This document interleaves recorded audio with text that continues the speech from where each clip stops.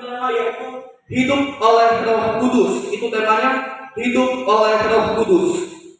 Ya, jemaat yang dikasihi oleh Tuhan Yesus, kita bersama-sama boleh menyimak tentang nasihat Rasul Paulus kepada jemaat di Roma pada saat itu, di mana Paulus melihat bahwa orang-orang di khususnya jemaat Roma pada saat itu mereka telah terjerat dalam keinginan daging, dan hidup mereka gunakan untuk memuaskan keinginan daging atau keinginan manusiawi. Bapak, Ibu, Saudara, dan saya perlu memahami bahwa kita sebagai orang-orang yang telah percaya kepada Tuhan Yesus, yang telah dibaptis di dalam nama Bapa, Anak, dan Roh Kudus, yang telah menerima Yesus Kristus sebagai Tuhan dan Juru Selamat kita secara pribadi, maka kita harus meninggalkan gaya hidup kedagingan atau sikap hidup kedagingan. Apa itu sikap hidup kedagingan, Bapak, Ibu, Saudara? Sikap hidup kedagingan itu adalah kehidupan yang suka berbuat dosa. Bapak, Ibu, Saudara pasti mengetahui bahwa Tuhan sangat membenci dosa. Karena perbuatan dosa adalah perbuatan yang jahat di hadapan Tuhan. Makanya kita sebagai orang yang percaya kepada Tuhan perlu untuk berusaha menjauhi diri kita dari segala perbuatan dosa apapun, baik dosa lewat pikiran, dosa lewat perkataan, dosa lewat perbuatan, dan dosa lewat laku. Dan kita juga bisa menyimak lebih jelas tentang dosa-dosa yang berhubungan dengan keinginan daging yang tertulis dalam kitab Galatia pasal 5 ayat 19 sampai ayat 21 bagian A, tentang seperti apakah manusia keinginan daging yang dimiliki oleh manusia yang suka menurutinya. Keinginan daging yang pastinya adalah keinginan yang sama artinya melawan kehendak Tuhan. Kalau di dalam Galatia pasal 5 ayat 19 sampai ayat 21 bagian A, Bapak Ibu bisa simak di situ. Saya bacakan. Yang pertama, percabulan atau hubungan zina di luar pernikahan. Yang kedua, kecemaran. Yang ketiga, hawa nafsu. Yang keempat, penyembahan berhala. Yang kelima, sihir. Yang keenam, perseteruan. Yang ketujuh, perselisihan. Yang kedelapan, iri hati. Yang kesembilan, amarah. Yang kesepuluh, kepentingan diri sendiri. Yang kesebelas, percideraan. Yang kedua-belas, roh pemecah.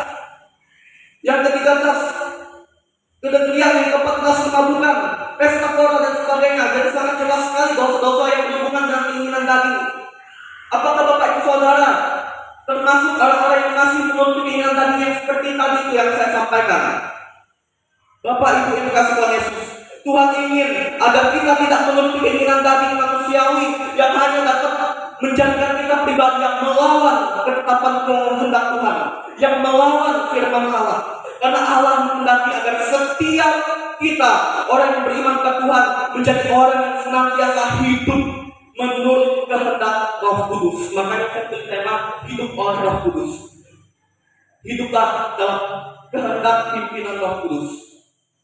Tuhan Yesus memberikan suatu yang sangat penting, suatu yang sangat berharga, yang pasti itu sangat berdampak, sangat baik dalam kehidupan kita, yaitu rohnya yang kita sebut sebagai Roh Kudus. Roh Kudus itu adalah bagian dari roh Tuhan Yesus dan juga bagian dari roh Allah Bapa Surgawi. Dan Roh Kudus itulah yang memimpin, menuntun, mengarahkan manusia agar manusia hidup terarah kepada kebenaran firman Tuhan, terarah kepada kehendak Tuhan. Maukah Bapak Ibu Saudara hidup dalam pimpinan Roh Kudus? Ayat 10 kita coba simak, ayat 9 kita simak dari kitab Roma pasal 8 ayat 9. Tetapi kamu tidak hidup dalam daging, melainkan dalam roh, jika memang roh Allah diam dalam kamu. Tetapi jika orang tidak memiliki roh Kristus, ia bukan milik Kristus. Bapak Ibu Saudara, apa yang menentukan identitas status kita bahwa kita adalah milik Tuhan Yesus, yang memberikan suatu yang sah kepada kita, yang meneguhkan kita bahwa kita adalah sah milik Tuhan Yesus adalah ketika Roh Kudus diam di dalam hidup pribadi kita. Bapak Ibu Saudara, apakah Bapak Ibu Saudara di sini sudah mengundang Roh Kudus masuk dan tinggal dalam kehidupan Bapak Ibu Saudara secara pribadi? Kita perlu mengundang Roh Kudus masuk dan tinggal dalam hati kita, dalam hidup kita, Bapak Ibu Saudara. Mengapa? Karena Roh Kuduslah yang sanggup memampukan kita, yang sanggup menolong kita agar kita bisa melakukan kehendak Tuhan, dan Roh Kudus juga lah yang akan menolong kita agar kita bisa menjauhi segala perbuatan dosa kedagingan. Itulah sebabnya kita perlu Roh Kudus untuk masuk tinggal dalam hidup kita, dalam hati kita. Apakah Bapak Ibu Saudara sudah mengundang Roh Kudus masuk dalam hati Bapak Ibu Saudara secara pribadi? Kalau belum, undanglah Roh Kudus masuk tinggal dalam hidup Bapak Ibu Saudara. Roh Kudus juga yang akan terus menguatkan kita dalam iman kita, yang akan terus menolong kita agar kita kuat dalam menjalani hidup kita sebagai pengikut Tuhan Yesus. Roh Kudus itulah yang akan menghibur kita, menguatkan kita ketika kita mengalami persoalan dalam hidup kita. Roh Kudus itulah yang akan terus menyertai kehidupan kita dalam hidup ini, sekalipun kita belum bertemu dengan Tuhan Yesus secara langsung tatap muka. Bapak Ibu Saudara yang kasih Tuhan Yesus, Roh Kudus jugalah Roh yang telah membangkitkan Tuhan kita, yang telah menyatakan kebangkitan Yesus Kristus Juru Selamat kita pada hari Paskah, mengalahkan maut dan kematian. Sehingga itu jugalah menjadi gambaran untuk kita semua yang telah percaya kepada Tuhan Yesus, yang telah menerima Roh Kudus, bahwa kita pun ketika mati nanti kita akan dibangkitkan sama seperti Tuhan Yesus, dibangkitkan dengan tubuh kemuliaan yang baru dan dengan roh yang baru. Ada hari penghakiman. Bapak Ibu yang dikasihi oleh Tuhan Yesus, marilah kita hidup dalam pimpinan Roh Kudus. Tinggalkanlah segala perbuatan daging yang hanya dapat merusak iman kita. Jauhilah semua perbuatan daging yang berhubungan dengan dosa, yang hanya dapat menghalangi kita, untuk datang kepada Tuhan. Karena dosa itulah yang menjadi hal manusia tidak bisa mendekatkan dirinya kepada Tuhan. Bahkan manusia jauh dari hadirat Tuhan, manusia jauh dari hadapan Tuhan. Itu semata-mata karena apa?